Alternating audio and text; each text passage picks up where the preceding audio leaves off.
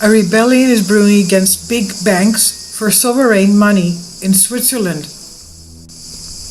Last year, the Swiss Federal Chancellery was sent a petition with 110,955 signatures demanding another national referendum. That referendum was spearheaded by activists from the Sovereign Money Initiative. The goal of the referendum is to ban the creation of money by private commercial banks and to force a return to the use of actual tangible money. The money multiplier con game.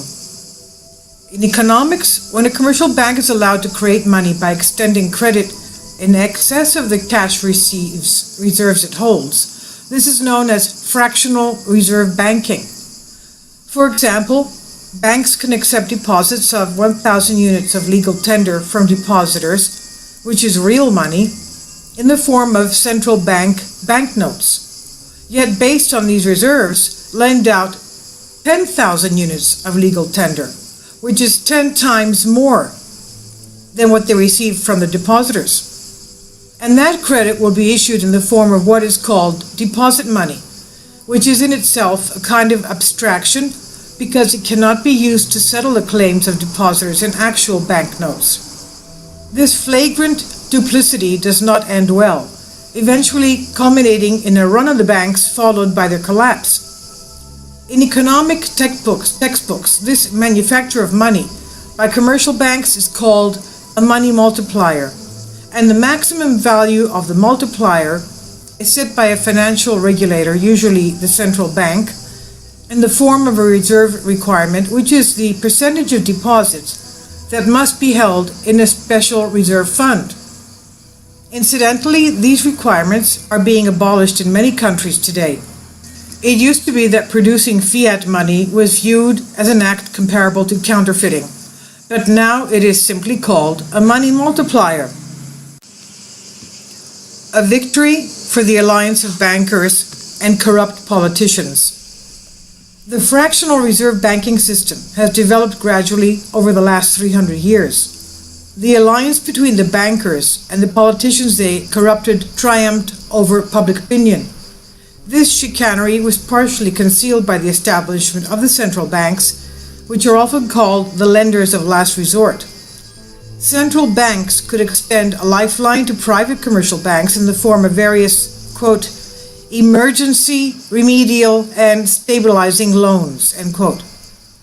In the 20th century, state and quasi-state agencies were created in order to ensure bank deposits.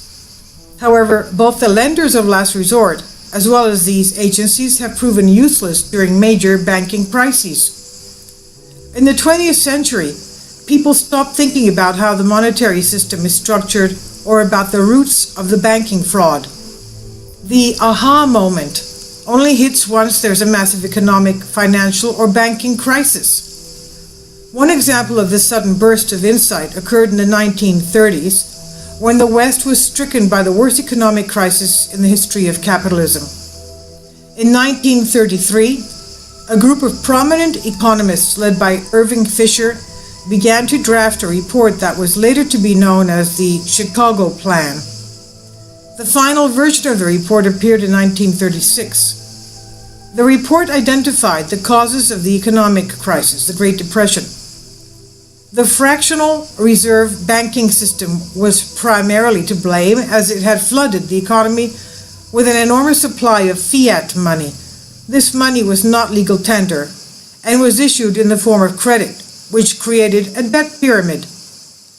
This lack of restraint on the part of private creditors stood in contrast to the rules for issuing legal banknotes by the central banks. What they could issue was limited to the size of their holdings in gold.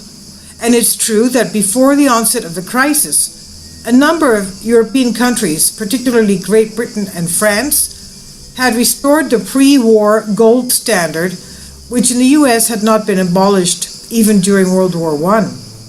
The Chicago Plan concluded that first and foremost, private banks must immediately return to a full reserve banking system by holding 100% of demand deposit accounts. But the Chicago Plan recommendations were ignored, even in the US, where President Franklin Roosevelt managed to rein in the appetites of Wall Street bankers, full reserve banking was not resurrected.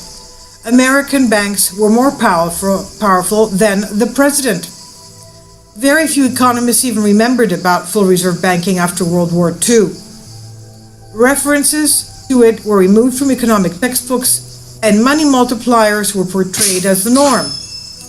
Among Western economists, the Australian School of Economics was perhaps solely responsible for keeping alive the memory of full reserve banking, and Murray Rothbard was a particularly bold spokesman for that cause.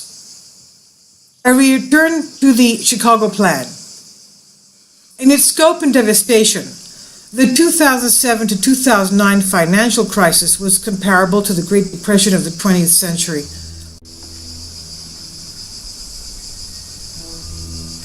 And suddenly the memory of Irving Fisher's Chicago Plan resurfaced. In August of 2012, two IMF economists, Jaromir Benes and Michael Kumhoff, published a paper titled The Chicago Plan Revisited. The paper correctly states that the restoration of 100% reserve requirement would make it possible to dramatically revive the world economy. Gone would be the causes of inflation, the breeding ground for the bubbles in real estate and the financial markets, and no longer would pyramids of public and private debt arise. However, by 2012, the world had already returned to a position of relative financial and economic stability, and only a few financial experts took any notice of the brochure written by the IMF economists. By 2015 was another story entirely. Dark clouds gathered over the global economy once again, and the second wave of the global financial crisis threatened. Economists from various countries began to spend more time pondering the idea of full reserve banking. In March of last year, a report titled Monetary Reform, A Better Monetary System for Iceland was drafted by an economist named Frosti Sigurjonsson at the direction of Iceland's Prime Minister. Some sources claim that Iceland is preparing for a monetary reform that will include abolishing the system of fractional reserve banking. According to other sources, there will be a dramatic increase in reserve requirements. The Swiss oppose grey money. One recent event related to the restoration of a normal monetary system is the preparation for a referendum in Switzerland. To a large extent, the results of the referendum will depend on how the questions on the ballot are phrased. Of course, it is quite impressive that over 100,000 people in that small country were found to sign the petition demanding the referendum. However, given the fact that for many decades the reserve system probably was a taboo topic, it is difficult to imagine that a few million Swiss will be able to make sense of what's involved. Looking at a sample of Swiss articles about the upcoming referendum, it is clear that even journalists do not always grasp the issue. For example, some think that the referendum involves a choice between paper money and a cashless system.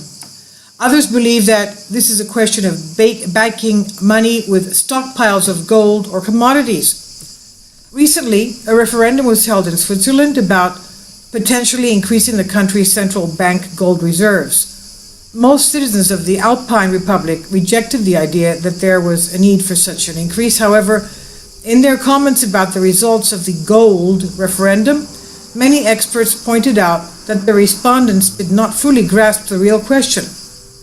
There are fears that the same could happen with a new referendum. So once again, let's pinpoint the crux of the matter.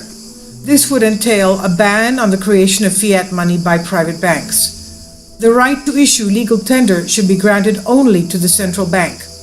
That bank issues money primarily in the form of banknotes. Commercial banks will turn into financial intermediaries in the traditional sense, which merely draw money into their accounts and then distribute it to the economy in the form of loans and investments.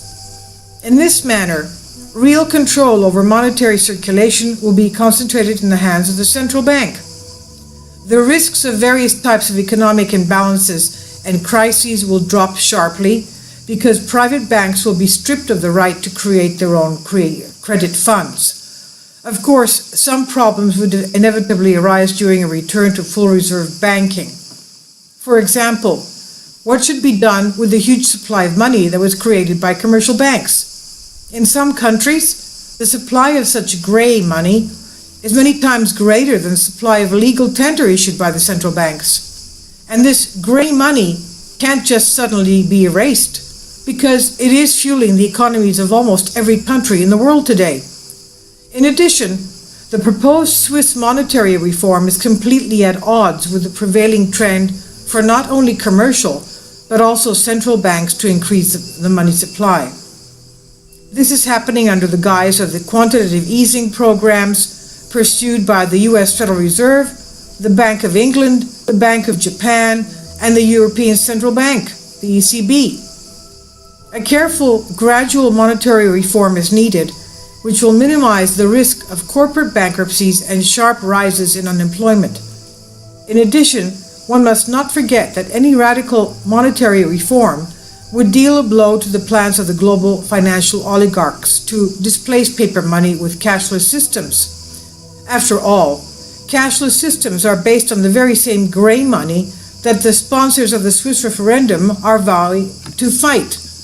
I'll leave a link below for you for this. It's contributed by Strategic Culture Foundation, and this is an article by Valentin Katasonov. I'll leave a link below for you for this. It's on the Daily Sheeple.